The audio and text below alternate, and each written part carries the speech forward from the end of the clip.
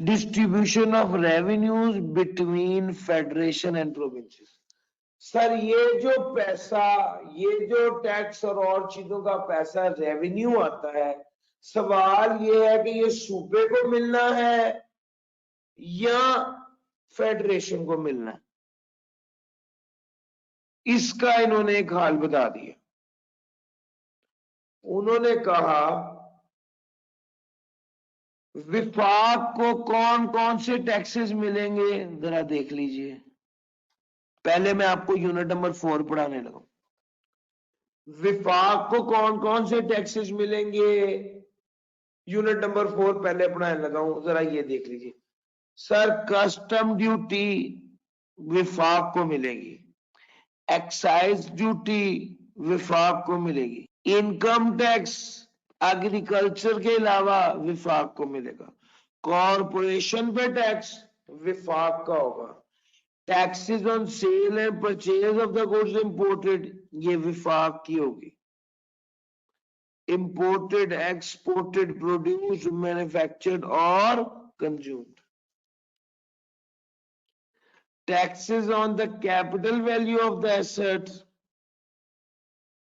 capital value of the asset, not including any immovable property, immovable property के अलावा जो capital value of the asset है उस पे जो टैक्स है वो भी विभाग को मिलेंगे, mineral oil, natural gas, minerals for generation in the nuclear energy विभाग, taxes and duties on the production capacity of any plant, machinery, undertaken or installed in lieu of one or more of them. The production capacity की base पे जो tax लगता है plant और machinery पे वो भी विभाग को मिलेगा। टर्मिनल टैक्सेस ऑन गुड्स और पैसेंजर कैरिड बाय रेलवे, सी और एयर। सर टर्मिनल टैक्सेस जहाज की टिकट पे लिखे होते हैं टर्मिनल टैक्सेस, ये भी किसको मिलते हैं, विभाग को। यदि विफाकी हुकूमत को, सेंट्रल गवर्नमेंट को, सेंट्रल गवर्नमेंट इन लोगों को कौन कौन से टैक्सेस मिलने हैं, सर अगर 4 से 5 बार तो यही वाला सवाल है कि फेडरेशन को कौन कौन से टैक्सेस मिलने हैं और प्रोविंसेस को कौन कौन से टैक्सेस मिलने हैं, तो भाई ये इसमें कम से कम आपको 5 याद कर लेने चाहिए। Custom duty, excise duty, income tax. ये जो हमने इनकम टैक्स पढ़ा है ये फेडरेशन को। सर एक बात याद रखिएगा, सर ये वही यही वाला पेपर कराची में भी तो होना। अब कराची सिंध का सूबा है, हम पंजाब में हैं, तो पेपर तो एक जैसा आता है भाई, इस वजह से एक जैसा आता है क्योंकि हम कानून पढ़ रहे फेडरल रहे हैं, सेंट्रल कानून पढ़ रहे जो उधर भी वैसे ही चलेगा जैसे यहाँ पे चलेगा।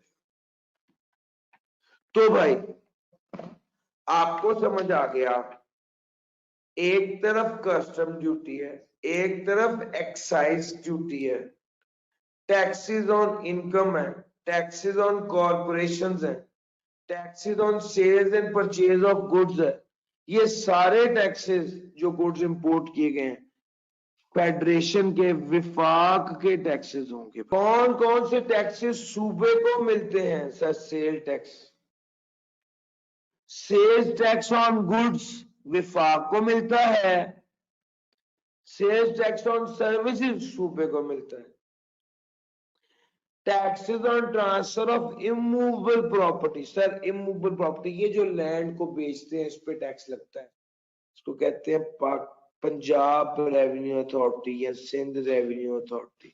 सर ये प्लॉट को बेचने खरीदने पे टैक्स लगता है और ये वाला टैक्स भी सूबों को मिलता है। प्रोफेशनल टैक्स ये भी सूबों का होता है। लग्जरी हाउसेस, लग्जरी गाड़ियों की रजिस्ट्रेशन पे जो टैक्स लगता है, आपने देखा यहाँ पे नंबर जो लगते हैं, सर नंबर जो गाड़ियों को लगते हैं ये सारी इनकम सूबे की इनकम होती है। प्रॉपर्टी टैक्स, सर ये सारे टैक्सेस सूबे को मिलते हैं। यस, सूबे को कम टैक्सेस मिलते हैं, ज्यादा टैक्सेस विफाक को ही मिलते हैं। Tax on services, taxes on transfer of immovable property, professional tax, luxury houses पे टैक्स, लग्जरी व्हीकल्स पे टैक्स और प्रॉपर्टी पे टैक्स। ये सारे टैक्सेस जो हैं कौन से हैं, सूबों के। अच्छा, अब आपको समझ आ गई सूबों के और फेडरेशन के कौन से टैक्सेस हैं। अब हम अपने मेन एरिया की तरफ चल रहे हैं। चैप्टर नंबर 2 का यूनिट 4 मैं करवा चुका। अब चैप्टर नंबर 2 का यूनिट 3 आखिरी यूनिट है जो भी हमने करना है। सर सबसे पहली बात, यहां से हमने बात, नेशनल फाइनेंस कमीशन क्या है, यहां से हमारा शुरू हो रहा है यूनिट। वो कहते हैं सदर ममलिकत एक नेशनल फाइनेंस कमीशन बनाएगा जिसमें minister of finance of the federal government, minister of finance of the provincial government and such other government as may be appointed by the president शामिल होंगे। मैं आपको बताता चलूं, चैप्टर नंबर 2 में से अगर 10 बार सवाल आया है तो 6 बार सवाल एनएफसी का है और 2 बार सवाल फेडरल और प्रोविंशियल गवर्नमेंट से आया है। तो मेनली सबसे ज्यादा जो एरिया चैप्टर नंबर 3 में इंपॉर्टेंट है वो टैक्स एडमिनिस्ट्रेटर्स के एथिक्स है, और चैप्टर नंबर 2 में जो सबसे ज्यादा एरिया इंपॉर्टेंट है वो the president shell constitute NFC, president बनाएगा एनएफसी, और इसमें कौन शामिल होगा, फाइनेंस मिनिस्टर फेडरेशन का और फाइनेंस मिनिस्टर सारे सूबों के। ये एक कमीशन बनाया जाएगा जिसको नेशनल फाइनेंस कमीशन कहा जाएगा, एनएफसी कहा जाएगा। प्रेसिडेंट बनाएगा और इसमें बाकी लोग, एक तो सूबों के और फाइनेंस मिनिस्टर और फेडरल का, और उसके अलावा such other person as may be appointed by the president after consultation with the governor. NFC की जिम्मेदारी क्या होगी कि वो प्रेसिडेंट को सिफारिशात पेश करे, रिकमेंडेशन दे, किस चीज के बारे में, फेडरेशन को क्या क्या मिलना है और प्रोविंसेस को क्या क्या मिलना है। बाज़ फेडरेशन ने प्रोविंस को ग्रांट या एड देनी होती है, इसके बारे में सिफारिशात दे। बाज़ फेडरेशन ने बोरो करना होता है पैसा, प्रोविंसेस ने बोरो करना होता है पैसा। नॉर्मली ये सर जो आईएमएफ से पैसा लेना है इसके बारे में सिफारिशात कौन देता है, एनएफसी देती है। किसको, exercised by the federal government and the provincial government of the borrowing powers conferred by the constitution, sir। और इसके अलावा any other matter relating to finance conferred by the commission of the president, conferred to the commission by the president। Sir ये taxes जो refer किए गए हैं ये वो टैक्सेस हैं जो रेज्ड हैं under the authority of the parliament. Taxes on income, sir ये जो ऊपर टैक्सेस रेफर किए गए हैं ये वो टैक्सेस हैं जो रेज किए जाते हैं under the authority of the parliament, और इसके बारे में वो कहता है tax on income, corporation tax, but not including tax on income constituting of remuneration paid out of federal consolidation fund. Sir वो कहता है इनकम पे टैक्स लगना है, कॉर्पोरेशन पे टैक्स लगना है, अलबत्ता इसमें वो वाला टैक्स शामिल नहीं होगा जो इनकम ऐसे लोगों की इनकम पे लगता है जो फेडरल कंसोलिडेशन फंड से जिनको पैसे दिए जाते हैं। सर जिसको टैक्स के पैसों से तनख्वाह दी जाती है उस पे उस तरह से टैक्स का वो कहते हैं कि जी, but not including taxes on income constituting of remuneration paid out of federal consolidation fund। Sir federal consolidation fund से जो रेम्यूनरेट किया जाता है जिन लोगों को, उनके लिए ये टैक्सेस ऑन इनकम शामिल, इनकम टैक्स शामिल नहीं है, ये कॉर्पोरेट टैक्स शामिल नहीं है। दूसरा, taxes on the sale and purchase of goods imported, exported, produced, manufactured। Sir ये जो इनकम टैक्स है ये भी प्रोविंसेस के स्कोप में नहीं आ रहा, और सेल्स और परचेज ऑफ गुड्स जो है ये भी प्रोविंसेस के स्कोप में नहीं आता। और कॉटन को अगर एक्सपोर्ट किया जाए उसकी ड्यूटीज वगैरह जो है वो भी प्रोविंस के स्कोप में नहीं आती। और उसके अलावा एक्साइज ड्यूटी टैक्सेस जो कि स्पेसिफाइड बाय द प्रेसिडेंट है। अच्छा, ये सारे टैक्सेस जो ऊपर हमने डिस्कस किए, इसमें से ये वाले टैक्सेस मेनली वो हैं जो प्रोविंसेस के स्कोप में नहीं आते। इनकम टैक्स और कॉर्पोरेट टैक्स प्रोविंस के स्कोप में नहीं आता। Sales of the goods, sale tax province के स्कोप में नहीं आता on goods. Export on cotton की एक्सपोर्ट और उसके अलावा कोई ड्यूटी जो प्रेसिडेंट प्रिस्क्राइब करे, ये प्रोविंस के स्कोप में नहीं आती, ये under the authority of the parliament होती। अलबत्ता वो कहता है share of the province in each award. अच्छा, होता ये है कि फेडरल गवर्नमेंट प्रोविंशियल गवर्नमेंट्स को शेयर्स देती है। नवाज शरीफ था पहले फेडरल गवर्नमेंट में और शहबाज शरीफ था प्रोविंशियल गवर्नमेंट में, तो इनको बड़ा तगड़ा अवार्ड मिलता था, बड़ा हिस्सा बड़ा अच्छा मिलता था। अब जब हुआ ये कि जब ये दोनों अलग-अलग हो गए, ये दोनों अब हुकूमत में नहीं है, ना फेडरेशन में वो है ना प्रोविंस में वो है, तो फिर वो कहता है कि भाई share of the province in each award of NFC shall not be less than the share given to the province in the previous award. Previous award से पहले नहीं होगा, previous award से कम नहीं होगा। पिछली बार इन्होंने 1 मिलियन दिया था या 18% शेयर दिया था, तो वो कहते हैं कि इस बार का जो शेयर होगा वो पिछली बार से कम नहीं हो सकता। इमरान पिछली बार मिसाल के तौर पे जो शेयर सिंध हुकूमत को मिला था, इस बार कम से कम उतना जरूर मिलेगा, चाहे इस बार पीटीआई की हुकूमत है। वो कहते हैं नहीं, हर प्रोविंस के हवाले से जो एनएफसी ने अवार्ड देना है वो पिछली बार जो प्रोविंस को अवार्ड दिया था उससे कम नहीं किया जा सकता। वो कहते हैं फेडरल मिनिस्टर और finance minister, federal provincial finance minister और प्रोविंशियल फाइनेंस मिनिस्टर जो है वो मॉनिटर करेंगे कि ये अवार्ड जो है ये सही तरीके से दिया जा रहा है बाय एनुअली, साल में 2 बार, और अपनी रिपोर्ट्स जो है उसको हाउसेस के सामने प्रेजेंट करेंगे। कौन से house sir? House of the parliament, यानी नेशनल असेंबली में और दूसरे नंबर पे सेनेट में, इन दोनों के सामने पेश किया जाएगा और प्रोविंशियल असेंबली के सामने भी पेश किया जाएगा कि किस सूबे को कितने कितने पैसे दिए गए हैं, अवार्ड दिया गया है। इसको इम्प्लीमेंटेशन को बाय एनुअली मॉनिटर किया जाएगा और ये भी कहा गया है कि रिपोर्ट दी जाएंगी पार्लियामेंट में भी और प्रोविंशियल असेंबली में भी। जो भी ये अवार्ड दिया जाएगा वो पिछले साल से कम नहीं होगा। अब जरा आगे चलते हैं। वो कहते हैं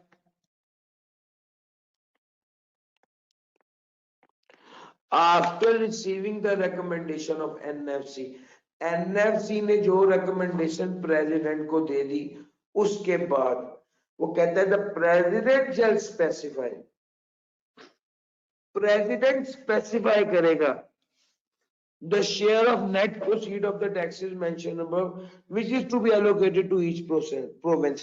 हर सूबे को कितना कितना देना है एनएफसी ने सिफारिशात दे दी।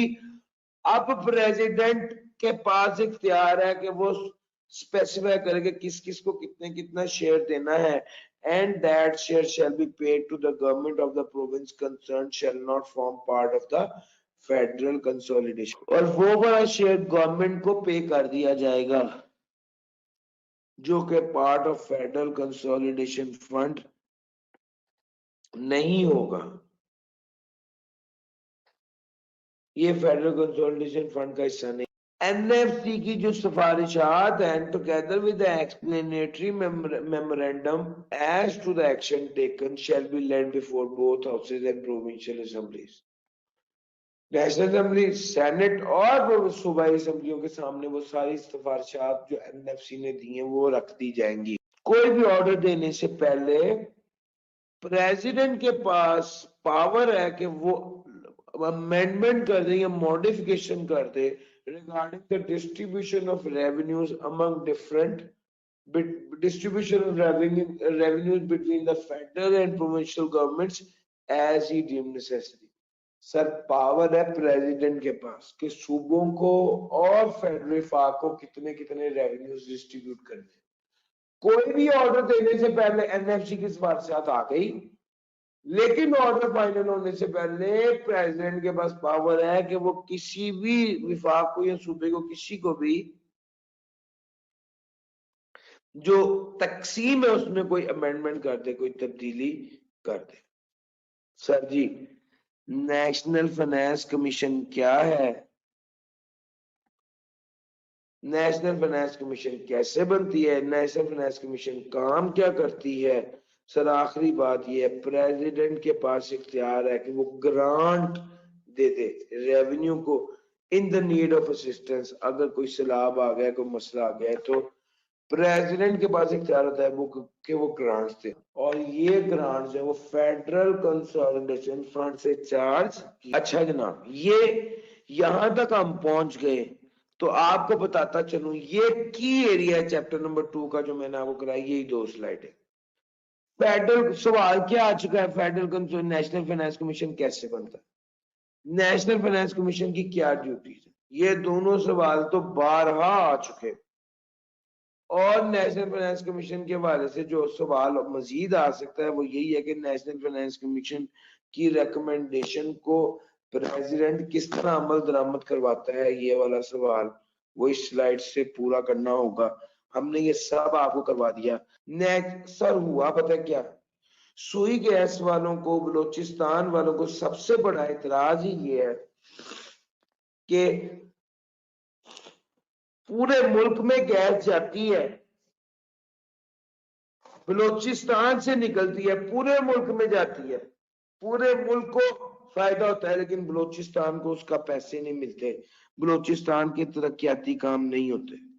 ये एक सवाल है, ये इशू बड़ा रेज होता है कॉन्स्टिट्यूशन में। फिर उन्होंने एक बात लिखी, उन्होंने कहा net proceed of federal excise duty of the natural gas and the oil, जहां से गैस निकले और जहां से ऑयल निकले, जिस पे टैक्स लागू करती है और कलेक्ट करती है फेडरल गवर्नमेंट, और royalty collected by the federal government, ये फेडरल कंसोलिडेशन फंड का हिस्सा नहीं बनेगा, बल्कि ये उस सूबे को दे दिया जाएगा जहां से ये निकलता है। आपको बताया ना कि बलूचिस्तान के सूबों वालों को सबसे बड़ा गिला ये था कि उन्होंने हल ये निकाला कि अच्छा वहां से जो भी गैस निकलेगी उसका जो भी एफईडी होगी, जो भी उसके अलावा रॉयल्टी की, वो सारी की सारी किसको मिल जाएगी, उन फेडरल गवर्नमेंट कलेक्ट करके प्रोविंशियल गवर्नमेंट को दे देगी, उन सूबों के प्रोविंशियल गवर्नमेंट को जहां से वो नेचुरल गैस निकलती है और ऑयल निकलता है। जी भाई, सूबा बलोचिस्तान की नाराजगी खत्म कर दी।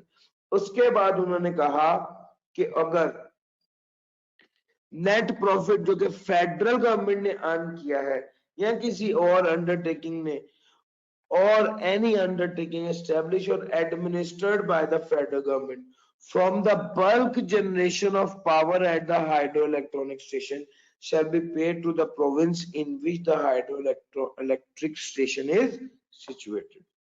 वो कहता है नेट प्रॉफिट जो अर्न करती है फेडरल गवर्नमेंट या कोई और अंडरटेकिंग, कहां से, हाइड्रो इलेक्ट्रॉनिक स्टेशन से, पन बिजली जिसको कहते हैं, पानी से बिजली बनाने वाले स्टेशन से, वो उस सूबे को दिया जाएगा जहां पे वो स्टेशन बने हुए। सर ये बेसिकली सूबों के इतराजात थे जिनको खत्म किया। सर आगे आ गया, कोई भी बिल नेशनल असेंबली के सामने नहीं पेश किया जाएगा प्रेसिडेंट की प्रायर अप्रूवल से, prior approval the president approval, prior approval of the president के अलावा ये 3 बिल नेशनल असेंबली में पेश नहीं किए जाएंगे। पहला कौन सा बिल है, वो ये बिल है कि जी कोई टैक्स जो है वो मजीद वेयर विच इम्पोजेस, एक ऐसा बिल जो इम्पोज करता है टैक्स और duty the whole or part of the net proceed assigned to the province, जिसके सारे पैसे मिलेंगे सूबे को। ये वाला बिल पेश नहीं किया जाएगा सदर ममलिकत की इजाजत के बाद। Which varies the meaning of the expression agriculture income। आपको तो पता है एग्रीकल्चरल इनकम जो है, एग्रीकल्चरल इनकम के अलावा जितनी भी इनकम होती है वो उस पे टैक्स लगता है और वो फेडरेशन का होता है। वो कहता है कोई भी ऐसा बिल पेश नहीं किया जाएगा प्रेसिडेंट की इजाजत के बगैर जिसके मुताबिक एग्रीकल्चरल इनकम की डेफिनेशन में तब्दीली की जाए। Prior section of president required to bill affecting taxation. Sir ये वाली पॉइंट हमने कर दिया और इसमें हमने कहा जी कोई ऐसा बिल पेश नहीं किया जाएगा प्रायर अप्रूवल ऑफ प्रेसिडेंट के बगैर जिसमें जो है सूबों को टैक्स का पैसा मिल रहा हो।